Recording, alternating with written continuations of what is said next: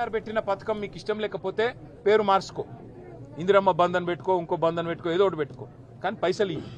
కొను, పంటలు కొను, జొన్నలు కొను, వడ్లు కొను, వెంటనే పైసలు వెయ్యు. అంతేగాని ఈ రకంగా రాచి రంపాన పెట్టి మరి ఆ కుటుంబాన్ని ఇబ్బంది పెట్టవద్దు. పాండురంగ గారి కుటుంబానికి తప్పకుండా న్యాయం చేసేదాకా వదిలిపెట్టం. నేను ఆ కుటుంబానికి మాట ఇచ్చిన. 3 పిల్లలు ఉన్నారు, చదువుకుంటున్నారు. నేను వారికి మాట ఇచ్చాను, ప్రభుత్వం మెడలు వంచైనా సరే మీకు నష్టపరిహారం ఇప్పిస్తామని చెప్పాం.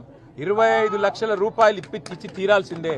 ఒక్కొక్క రైతు ఎవరైతే చనిపోయినాడో ఇవి ఖచ్చితంగా ప్రభుత్వము మరి ఉద్దేశపూర్వకంగా పంటలు కొనకపోవడం వల్ల, ప్రభుత్వం మీరు కావలసుకునే ఇవాళ పంటలు కొనకుండా ఎగ్గొట్టడం వల్ల, మీరు తప్పించుకునే ధోరణి అవలంబించడం వల్లనే రైతులు ఇవాళ మరి మార్కెట్ యార్డ్లలోనే విషం దాగి చచ్చిపోయే రోజులు వచ్చినాయి.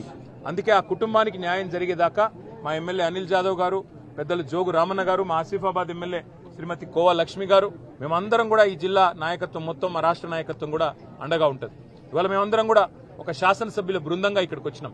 మా మాజీ మంత్రి ప్రశాంత్ రెడ్డి గారు, మా హుజూరాబాద్ ఎమ్మెల్యే కౌశిక్ రెడ్డి గారు, మా కోరుట్ల ఎమ్మెల్యే డాక్టర్ సంజయ్ గారు, అట్లాగే మా జాన్సన్ రాథోడ్ గారు, మా ఖానాపూర్ నియోజకవర్గ బాధ్యులు, అయితే గౌరవ జిల్లా ఎమ్మెల్యేలు, జిల్లా నాయకులు, ముధోల్ నుంచి, నిర్మల్ నుంచి అందరం కలిసి ఇవాళ కుటుంబానికి ధైర్యం చెప్పనీకి కేసీఆర్ గారు మమ్మల్ని ప్రత్యేకంగా ఆయన బాధ చూసి, ఫోటోలు చూసి, ఆయన పేపర్ల వార్తలు చూసి కేసీఆర్ గారు చలించిపోయి ఆ కుటుంబానికి పోయి ధైర్యం చెప్పండి అని చెప్పినాడు. ఏం చెప్పాలి సార్ ధైర్యం మరి అన్న అంటే ఆయన ఒకటే చెప్పినాడు, 2 ఏళ్ళు దయచేసి ధైర్యంగా బతకండి. 2 ఏళ్లలో మళ్ళీ తిరిగి కేసీఆర్ వస్తాడు, మళ్ళా మిమ్మల్ని ఒక్కొక్కరిని కళ్ళలో పెట్టుకుని ధైర్యం కోల్పోకండి, ఆత్మహత్యలకు పాల్పడి కుటుంబాలను అనాథలు చేయకండి. ఎందుకంటే మేము వస్తాము పోతాం, సుట్టపు సూపుగా ఒక్కరోజు వచ్చిపోతాం, కానీ ఆ కుటుంబం మళ్ళా మొత్తం అనాథ అయ్యే పరిస్థితి వస్తుంది.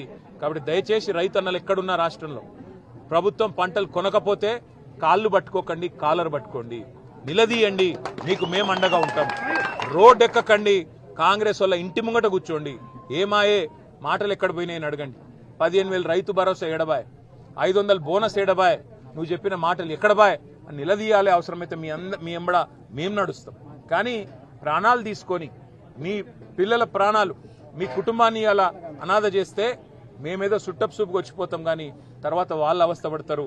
కాబట్టి దయచేసి మీరెవ్వరు కూడా దయచేసి ఇట్లాంటి తీవ్రమైన నిర్ణయాలు తీసుకోవద్దని, రాష్ట్ర ప్రభుత్వం ఖచ్చితంగా చనిపోయిన ప్రతి రైతు కుటుంబానికి పాండురంగ గారి కుటుంబంతో సహా 25 లక్షల రూపాయలు ఖచ్చితంగా ఇవ్వాలి, ఇచ్చి వాళ్ళని ఆదుకోవాలి. చదువుకునే పిల్లలుంటే అవసరమైతే వాళ్ళకి ప్రత్యేకంగా ఉద్యోగం ఇవ్వాలి. ఎందుకంటే నువ్వు ధాన్యం కొనక, నువ్వు లంచం సిస్టమ్ పెట్టి, క్వింటాల్కి 50 రూపాయలని పెట్టి లారీలో ఎక్కించేందుకు లంచం, దించేందుకు లంచం, ఆఖరికి సంచులు ఇయ్యవు, బార్దాని ఇయ్యవు, సుతిలు ఇయ్యవు, ఏది ఇయ్యవు. ఇవాళ ఆఖరికి మంచిలు లేవు ఎండాకాలంలో మార్కెట్ యార్డ్లలో. ఇటువంటి గోసబుచ్చుకొని ఇవాళ నువ్వు రైతుల ప్రాణాలు తీసుకుంటే అవి ఖచ్చితంగా ప్రభుత్వం చేయించిన హత్యలే, నువ్వు చేయించిన హత్యలే రేవంత్ రెడ్డి. అందుకే వాళ్ళని ఆదుకునే బాధ్యత, ఆ కుటుంబాలను అండగా నిలబడాల్సిన బాధ్యత రాష్ట్ర ప్రభుత్వం మీద ఉన్నది. 25 లక్షల రూపాయలు ఒక్కొక్క కుటుంబానికి ఇచ్చి తీరాలే, ఇవ్వకపోతే వదిలిపెట్టం. ఈ ఊరు పున్నా గ్రామంలో కూడా మరి మిగతా సోదరులు కూడా పాపం మా కుటుంబానికి అండగా నిలబడ్డారని తెలిసింది. లాస్ట్ 4 డేస్ నుంచి మా ఎమ్మెల్యే గారు కూడా ఇప్పటికి 2 సార్లు వచ్చినారు, రామన్న గారు వచ్చినారు. మేమందరం కూడా కుటుంబానికి అండగా